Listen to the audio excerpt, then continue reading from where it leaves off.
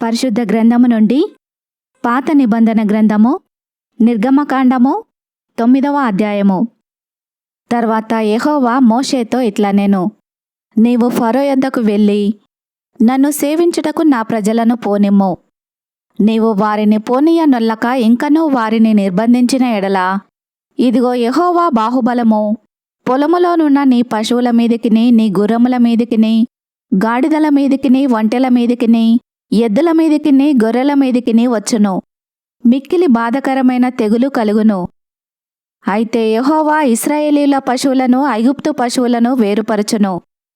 ఇశ్రాయేలీయులకున్న వాటన్నింటిలో ఒకటైనను చావదని హెబ్రీల దేవుడగు యెహోవా సెలవిచ్చుచున్నాడని అతనితో చెప్పుమనెను.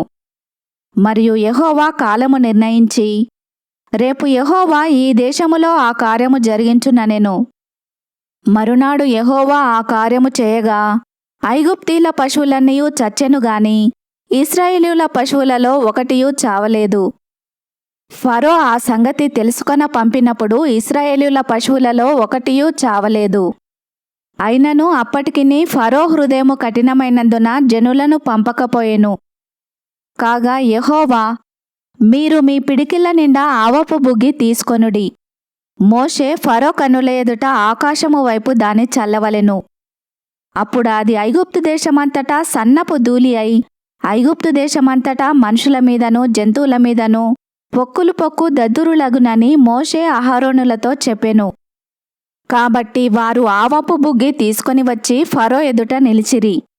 మోషే ఆకాశము వైపు దాన్ని చల్లగానే అది మనుషులకును జంతువులకును పొక్కు దద్దురులాయెను. ఆ దద్దురుల వలన శకునగాండ్రు మోషే ఎదుట నిలవలేకపోయిరి. ఆ దద్దురులు శకునగాండ్రకును ఐగుప్తీయులకందరికిని పుట్టెను. అయినను యెహోవా మోషేతో చెప్పినట్లు యెహోవా ఫరో హృదయమును కఠినపరిచెను. అతడు వారి మాట వినకపోయెను. తర్వాత యెహోవా మోషేతో ఇట్లనెను, హెబ్రీల దేవుడైన యెహోవా ఇలాగు సెలవిచ్చుచున్నాడు, నీవు తెల్లవారగానే లేచిపోయి ఫరో ఎదుట నిలిచి నన్ను సేవించుటకు నా జనులను పోనిమ్ము. సమస్త భూమిలో నా వంటి వారెవరునూ లేరని నీవు తెలుసుకొనవలనని ఈసారి నేను నా తెగుళ్ళన్నీయూ నీ హృదయము నొచ్చునంతగా నీ సేవకుల మీదికిని నీ ప్రజల మీదికిని పంపెదను.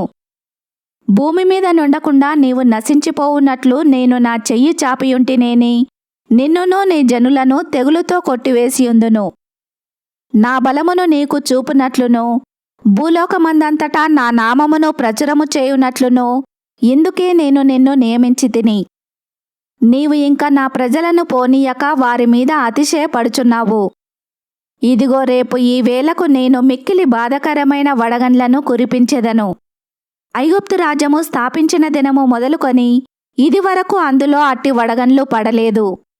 కాబట్టి నీవు ఇప్పుడు పంపి నీ పశువులను పొలములలో నీకు కలిగినది యావత్తును త్వరగా భద్రము చేయుము.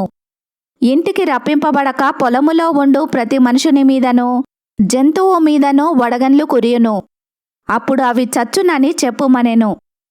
ఫరో సేవకులలో యెహోవా మాటకు భయపడినవాడు తన సేవకులను తన పశువులను ఇండ్లలోనికి త్వరగా రప్పించెను.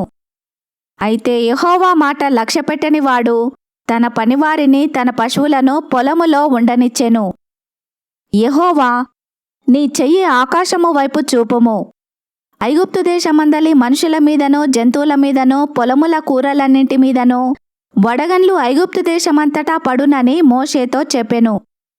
మోషే తన కర్రను ఆకాశము వైపు ఎత్తినప్పుడు యెహోవా ఉరుములను వడగండ్లను కలగజేయగా పిడుగులు భూమి మీద పడుచుండెను. యెహోవా ఐగుప్తు దేశము మీద వడగండ్లు కురిపించెను. అలాగు వడగండ్లును వడగండ్లతో కలిసిన పిడుగులును బహుబలమైన వాయెను. ఐగుప్తు దేశమందంతటను అది రాజ్యమైనది మొదలుకొని ఎన్నడూనూ అట్టివి కలగలేదు. ఆ వడగండ్లు ఐగుప్తు దేశమంతటా మనుషులనేమి జంతువులనేమి బయటనున్నది యావత్తును నశింపజేసెను. వడగండ్లు పొలములోని ప్రతి కూరను చెడగొట్టెను. పొలములోని ప్రతి చెట్టును విరగగొట్టెను.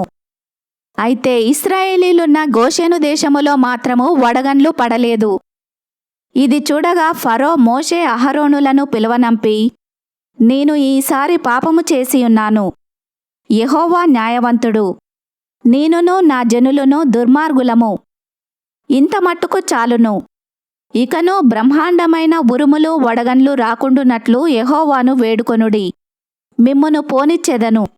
మిమ్మును ఇకను నిలుపనని వారితో చెప్పగా, మోషే అతని చూచి, నేను ఈ పట్టణము నుండి బయలువెళ్ళగానే నా చేతులు యెహోవా వైపు ఎత్తెదను. ఈ ఉరుములు మానును, ఈ వడగండ్లును ఇక మీదట పడవు. అందువలన భూమి యెహోవాదని నీకు తెలియబడును. అయినను నీవును నీ సేవకులును ఇకను దేవుడైన యెహోవాకు భయపడరని నాకు తెలిసియున్నదనెను. అప్పుడు జనుప చెట్లు పువ్వులు పూసెను.